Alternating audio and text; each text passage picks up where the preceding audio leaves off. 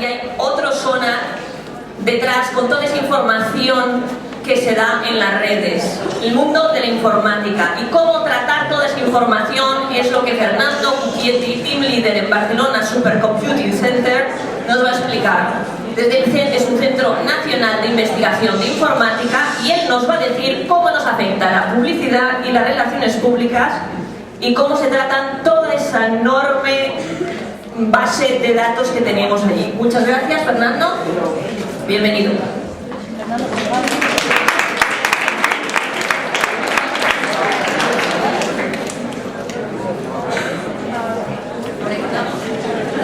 Os recordamos que podéis utilizar el hashtag que tenemos. The intricate channels inside our respiratory system form complex airflow patterns that make these questions very hard to answer. Based on patient scans and physical data, we have created a finely detailed simulation of a rapid and short inhalation, known as a sniff.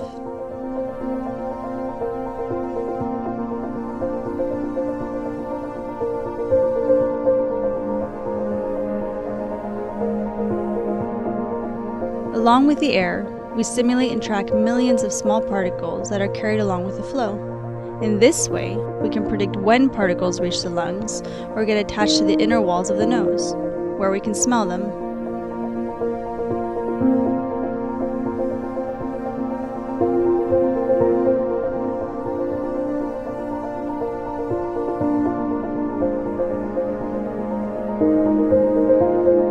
These simulations will help us optimize drug delivery and to relieve respiratory illnesses, but especially to understand this vital, complex, and wonderful process.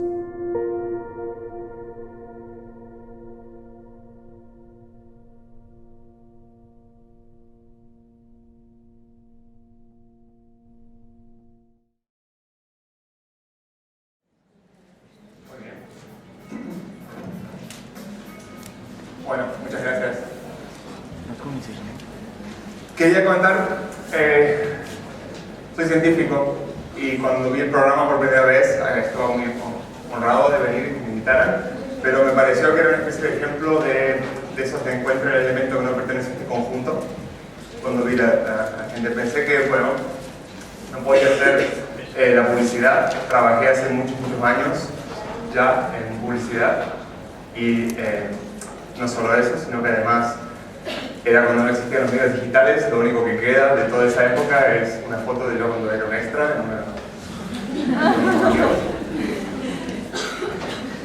Pensé que podía ser la comunicación. Hago divulgación científica. Ese vídeo que vieron hace un ratito es el tipo de cosas que hacemos para contar la ciencia que se hace aquí en España y en una parte de Europa. Hacemos utilizando datos, renders como este, imágenes muy llamativas, muy bonitas, y es una parte de lo que hacemos, pero claro, el tema del día era la música, en vivo en particular. Y me puse un pelín paranoico y dije, bueno, igual esta gente está viendo lo que escucho en Spotify y van a querer hablarme de esto. No exactamente, pero por aquí viene un poco la cosa. No sé si muchos de ustedes supongo han hecho compras online, ¿sí? Un día compran un conjunto de bigotes de emergencia, y el día siguiente lo ven aparecer en las otras páginas que visitan, ¿cierto? Eso lo han visto seguramente y ya es casi no es sorpresa. Se habla mucho del tema de la privacidad online. De lo que no se habla es que esto está empezando a ocurrir en el mundo offline. Estamos empezando a ser seguidos por dispositivos, por aparatos, todos los días, y no se habla, no hay mucha legislación, así que es legal, están de alguna manera invadiendo nuestra privacidad. Y en el último Zona que hicimos, fuimos invitados a participar, a hacer algún trabajo de exposición a algún tema, y elegimos este tema. Decidimos convertirnos por unos días en seguidores. Y hicimos un proyecto que llamamos Sabemos lo que hiciste el último Zona. Básicamente porque podíamos. Lo que hicimos fue lo siguiente. Esto es un mapa de la gira de Montjuic, el recinto donde se hace el sonar de día. En color están todas las salas donde había espectáculos, donde había shows. Nosotros estábamos en esta, que es parte de zona más D. Y en todos estos recintos colocamos unos microordenadores, Raspberry Pis, para los que lo conocen, que podían detectar la presencia de móviles de la gente. O sea, esto, así como está, con el Wi-Fi encendido, puede ser detectado por cualquier dispositivo y es simplemente una cosa que se compra por 30 euros. No es una gran inversión económica, digamos. Esto nos permitía identificar a la gente y seguirla durante todo el día hasta que se les acabara la batería, básicamente, o apagaran el wifi cuando pasaban por nuestro stand y se enteraban de lo que estábamos haciendo. Mostramos esta información durante el festival, hicimos una pequeña extracción del mapa de la FIRA. Las salas con actividad eran estas, 6, la más grande era el Village, el patio central. Y adentro de las salas estas, bueno, la gente se movía y teníamos una muestra como esta, donde toda la gente, el movimiento circular es simplemente una parte artística, luego estábamos mostrando aquí la densidad, digamos, de gente, pero sabíamos cuán lejos estaban de nuestros sensores, de qué otras salas venían, o sea, dónde habían estado hacía 5 o 15 minutos. Toda esta información la teníamos online y así en forma agregada, digamos, masiva, pero también personalizada. La gente puede entrar a la página donde tenemos el proyecto, poner su MAC address, la dirección de internet del teléfono, y ver el recorrido que hizo durante cada uno de los 3 días. Y esto, el mapa lo convertimos, las círculos que mostraba antes los convertíamos en relojes, y así mostrábamos una persona que a las 2 de la tarde estuvo en el Village y vio a estos 3 artistas, y a las 4 de la tarde pasó a otra sala, y así esta pequeña huella digital de cada persona está ahí disponible. Nosotros nos hicimos unas camisetas con ellas, cada uno de nuestra actividad, pero esto es lo que hicimos en tiempo real. Hay mucho más que podemos sacar información de esto. Lo hicimos para estudiar al festival de cierta manera. Ahora les cuento eso, vamos a hacer un momentito de branding. Yo trabajo en el Centro de Supercomputación Nacional, para los que no lo conocen. Es un centro público donde se hace investigación, unos 400 investigadores trabajan en varias áreas de la ciencia, la mitad de ellos en informática, pero en muchas otras, genética, industria y varias cosas. Tenemos el ordenador más grande de España, tiene unos casi 50.000 procesadores, que es el que se utiliza para hacer simulaciones masivas. Somos una banda de gente, básicamente. Mi grupo, el grupo de visualización científica, somos mucho menos, entre 7, casi 8, y trabajamos en convertir datos, convertir la información que los científicos crean, que es mucha en general, tienen un ordenador muy grande con un disco gigante y se entretienen grabando mucha información. Convertimos esto en cosas que entienden los científicos y usan para comunicar, y nosotros utilizamos para divulgar, para contar qué es lo que se hace. Esto es un ejemplo que entiendo que apareció ahí en La Vanguardia, sobre una simulación que se hizo sobre un supervolcán que había en la bahía de Nápoles. Lo que es ahora la bahía de Nápoles antes era un volcán, y cuando colapsó y se formó la bahía, sus cenizas llegaron hasta Rusia. Es un tema interesante, se comenta que tuvo relación con la extinción de los neandertales. Un tema científico con sus matices entretenidos. Escogemos este tipo de proyectos y hacemos vídeos, infográficas, páginas web. Hacemos de todo un poco, hacemos cosas de astrofísica. Hace 2 años empezamos a hacer otro tipo de información que era no solo científica, sino también de música, que fue nuestra primera colaboración con Sonar. Hicimos un pequeño sitio donde se podía ver la relación entre géneros musicales, extraídos de páginas web. Esta es nuestra página. Ahora les cuento un poquito entonces de lo que hicimos con Sonar. La idea del experimento era tener a toda la gente participando sin saberlo, al pasar por el booth, por nuestro stand, enterarse un poco de la temática, de que estaban siendo vigilados sin saberlo, y esto es algo que ocurre hoy en las grandes tiendas, en los supermercados, en el Corte Inglés, en todos los sitios en los que van. Hay dispositivos siguiéndolos, algunos como los nuestros, otros diferentes, algunos que siguen con las cámaras, algunos que siguen con contadores digitales de diferentes formas, que invaden nuestro espacio físico, que incluso nosotros no lo hacíamos porque no estaba en nuestro sitio. pero en sitios como supermercados, cuando ustedes deambulan, los dispositivos no pueden saber muy fácilmente quiénes son ustedes, pero cuando pasan por la caja y pasan la tarjetita de fidelización, allí es cuando el supermercado sabe exactamente quiénes eran los que estuvieron 15 minutos mirando la góndola de whisky y no compraron nada. ¿Vale? Entonces, esto lo hacen para entender a sus clientes, a sus audiencias, igual que ocurre online, igual que como cuando ustedes los clasifican online y luego les hacen anuncios muy orientados a ustedes, personalizados. Esto está empezando a ocurrir a nivel físico. Entonces, nosotros proponemos ahora, y es lo que hemos estado haciendo en los últimos meses después del festival, estudiar lo que hizo la audiencia de Sonar y entenderlo, sacar un poco de intuición, conocer qué es lo que es. Entonces, bueno, una primera estadística directa de las cosas que hicimos son cuánta gente viene a los 3 días, cuánta gente está 2 días. Estos son, las 3 columnas son los 3 días del festival, el jueves, el viernes y el sábado, y bueno, está la gente que estuvo 3 días, la gente que estuvo 1, está allá arriba, y los que estuvieron 2. Sabíamos muy poco de la verdadera identidad de la gente, pero sí podíamos saber algunos detalles tecnológicos como la marca del teléfono que llevaban, y sabemos que Sonar es un poquito raro porque la audiencia tiene mayoritariamente iPhones, que eso no es lo que ocurre en la población general. La mitad más o menos tiene iPhones, el resto tiene Android y algunos llevan una BlackBerry, solo 3. Un detalle muy extraño para nosotros fue detectar que la gente que llevaba iPhones llegaba más tarde que la gente que llevaba Android. No tenemos ninguna conclusión al respecto, simplemente es una observación. Tenemos los dispositivos. Apple y Samsung principalmente intentan evitar que gente como nosotros hurguemos en la privacidad de la gente. No es que lo logren, pero lo intentan.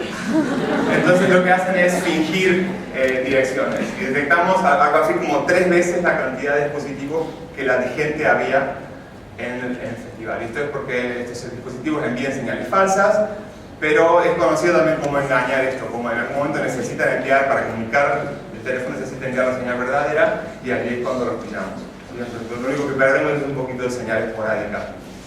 Principalmente son los últimos modelos de iPhone que hacen esto.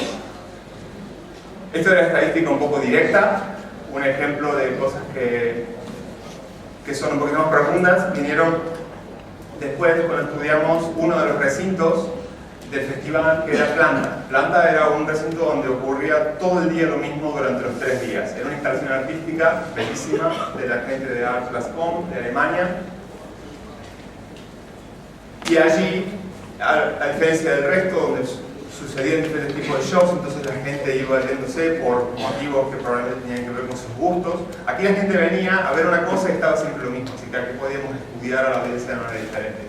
Y vimos algo así como un quinto de la gente que atendió el Sonar nunca entró en el recinto. Una buena mayoría fue una vez, le gustó, tuvo 5 o 6 minutos, el espectáculo duraba 15, pero bueno, estuvieron allí, se fueron. Y luego vimos mucha gente que repetía y venía 2, 3, 4, 5, 6, hasta 8 o 10 veces venían a ver esta muestra. Vamos a intentar sacarles un poquito más de información, pero la gente de Art+Com es muy simpática y vamos a querer.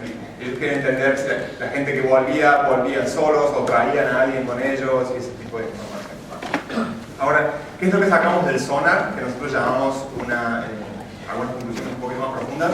Bueno, cuando veíamos a la gente moverse de una sala a la otra, suponíamos que si estaban 2 o 3 minutos en una sala no les había gustado el espectáculo y se habían ido a otra, ese tipo de suposiciones. Y así, siguiendo el camino de la gente, reconstruimos.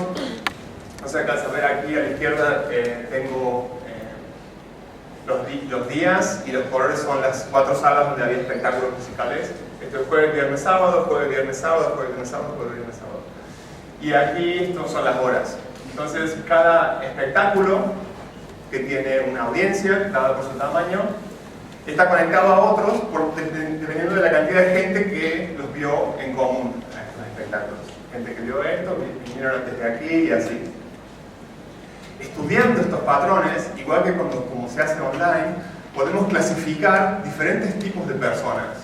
¿Sí? Podemos ver a los que siempre compran tales tipos de productos durante el principio de mes y luego no compran por 3 meses más, y este tipo de cosas. Podemos hacer lo mismo aquí. Y en un análisis, bueno, que lleva bastante trabajo matemático, encontramos 3 comunidades en Sonar que paso a explicarlas porque creo que resultó interesante para nosotros. Una es la gente que fue al Sonar Dome, en la sala, el primer grupo es este que está aquí arriba. Sonar Dome es el lugar donde están los DJs más hardcore para mí, digamos. Yo no soy tan de la música electrónica, pero voy allí, hay algunas cosas que me gustan, otras son demasiado electrónicas para mí. Allí es donde está, si digo bien, luego me corrige. En Sonar Dome está el Red Bull Music Academy, ahí hay muchos DJs todo el día, básicamente. Si lo ves desde fuera sin saber mucho qué es, esa es la impresión que da. Y eso es un grupo de gente que va allí, se queda todo el día y hace eso. Por ahí sale fuera, toma una cerveza o algo, pero ahí están allí. Un segundo grupo es el que mira las cosas que están en el Sonar Complex. El Sonar Complex es un recinto donde la gente se sienta, es como un pequeño teatro, y allí están las apuestas más experimentales de toda la parrilla de Sonar. Es distinguible claramente la gente que va allí, se ve ese tipo de espectáculos, y está asociada a los espectáculos más tempranos, los que están desde mediodía hasta las 4 o 5 de la tarde, que podrían ser, digamos, actos menos conocidos y ligeramente experimentales. Pero esa es una segunda comunidad. Y la última es precisamente la que va a ver los grandes actos, la que va a ver a los grandes nombres que van a ir al festival y están a partir de las 6, 7 de la tarde. Esa gente llega a esa hora, ve esas cosas en los 2 escenarios principales y luego se va. Es entretenido que sacamos estas conclusiones a posteriori. Los algoritmos nos dijeron esto y un rato tratando de interpretar qué es lo que estaba pasando. Este es un tipo de insight que podemos sacar de cosas físicas. Recuerden todo el tiempo que no estoy hablando de un sitio online en el cual tenemos a nuestros usuarios y todas sus actividades perfectamente detalladas. Esto lo sacamos de gente moviéndose por salas. Otra cosa que resultó divertida fue hacer una especie de ranking, que lo que se hace usualmente es medir audiencias, ¿no? Medir tamaño, medir clics, medir cuán grande la tienen, básicamente. Es lo que tenemos que hacer siempre. Y en ese tipo de rankings ganaban los espectáculos que estuvieron en las salas más grandes, que están marcados para amarillos. Que es lógico, porque son los que pueden juntar más gente, ¿no? Pero nosotros decidimos ver, así como se hacen métricas muy complejas de publicidad online, decidimos inventarnos una en la cual medíamos la lealtad, lo pusimos, para falta de una mejor palabra, de la audiencia de la gente. Y incorporamos información como, bueno, tal vez este artista resultó importante porque llenó una sala que era pequeña, pero la petó, estaba hasta arriba de él. Eso es un detalle que es más difícil hacer eso por ahí que meter a mucha más gente en una sala que es 10 veces más grande. Luego medíamos si la gente que estuvo allí se vio todo el espectáculo, o se vio 15 minutos, se fue a tomar una cerveza, volvió, le daba igual un poco lo que estaba pasando en el escenario, o fue allí y se vio todo el espectáculo entero.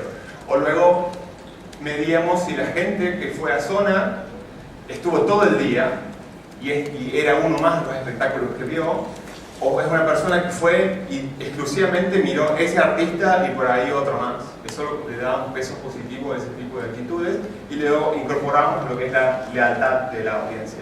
Y así vemos como la gente que tenía más número de personas viéndolo, en este nuevo ranking que tenemos no son los que caen más arriba. Vemos como otros artistas mucho más pequeños, más nuevos, un poquito incluso más diferentes que los artistas masivos, llegaban más arriba en este ranking. Este es un insight importante ya para gente de programación, para la gente que hace el festival. Este es el tipo de cosas que por ahí les emociona porque dicen, hicimos una buena apuesta en traer a Super Pusher. A pesar de que no metió tanta gente, en realidad resultó que a la gente le gustó mucho. ¿Sí? Y vuelvo a decir esto, es un tema que estamos haciendo, que se puede hacer, que se está haciendo y nosotros lo hicimos en un ambiente físico.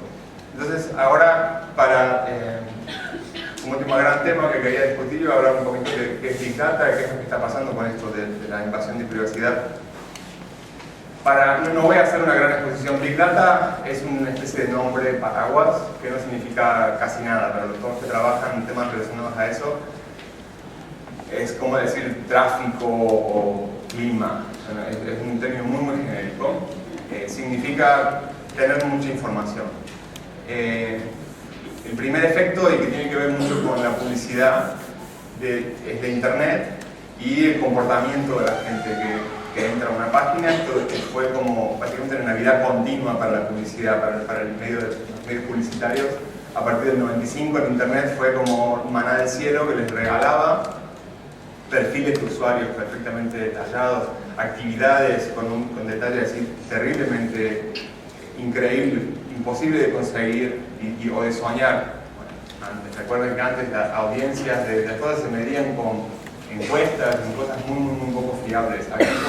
Ahora se puede seguir a la gente, tener perfiles increíbles y hacer anuncios muy personalizados. Esto es un tema que está muy en debate, y si lo ven hay herramientas que nos permiten defendernos online de esto, herramientas que protegen un poco nuestra privacidad con diferentes niveles de éxito. Esto es algo que está siendo trasladado junto con otras tecnologías de Internet a nuestro mundo real. Y hay que acordarse que no todas las revoluciones tecnológicas son intrínsecamente buenas. Me voy a poner un poco pesado aquí. No todo lo que es tecnología intrínsecamente es bueno. Es tecnología y solo depende de cómo es utilizada. Hace 60, 70 años los coches fueron promocionados como un elemento que otorgaba libertad a la gente, ¿sí? Porque ganamos con el coche la libertad de ir a donde queríamos, 15 kilómetros, 30 kilómetros, pasar esas distancias cortas, y podíamos irnos a vivir cerca del campo y trabajar en la ciudad. Ganamos mucha libertad. Ese fue el gran eslogan que metió al coche en la sociedad moderna. Y esa promesa de libertad, después de mucho tiempo, en lugares donde se tomó muy a pecho, como en Estados Unidos, se vio que en realidad traía aparejado problemas como la aislación de las sociedades, la prisión de que hoy, en muchos sitios, si no tienes un coche, estás realmente preso. No puedes ir a ningún sitio caminando, no se puede, literalmente.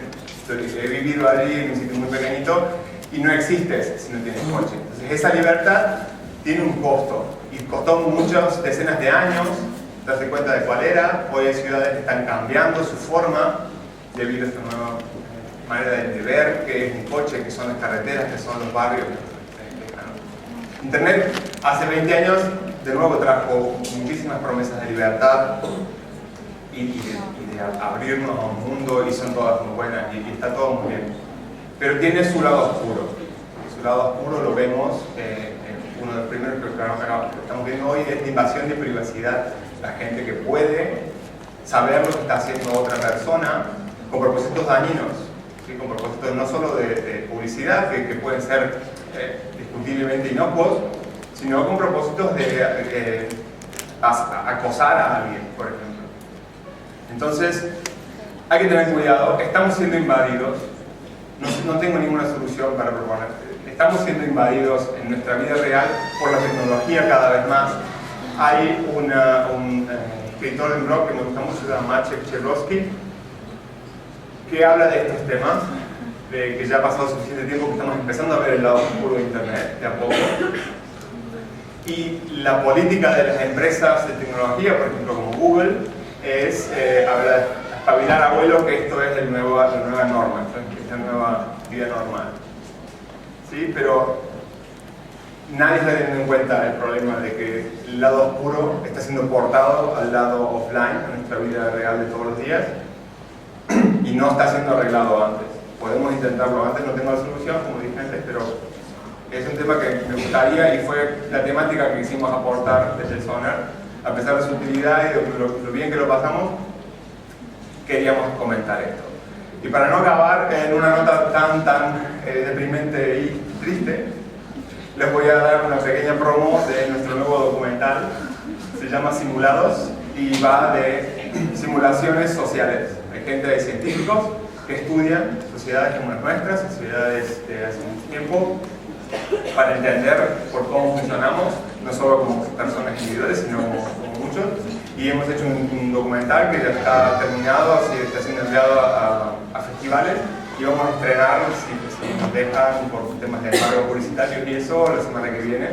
Y estamos muy orgullosos de estos, porque estamos explorando el humor como medio de comunicación para la divulgación científica. Hacemos esto con algunos y este del humor en particular nos ha salido más, estamos orgullosos y les pido que estén atentos a cuando empecemos a publicitar y vayan y lo vean porque es un trabajo bastante diferente. Bueno, muchas gracias.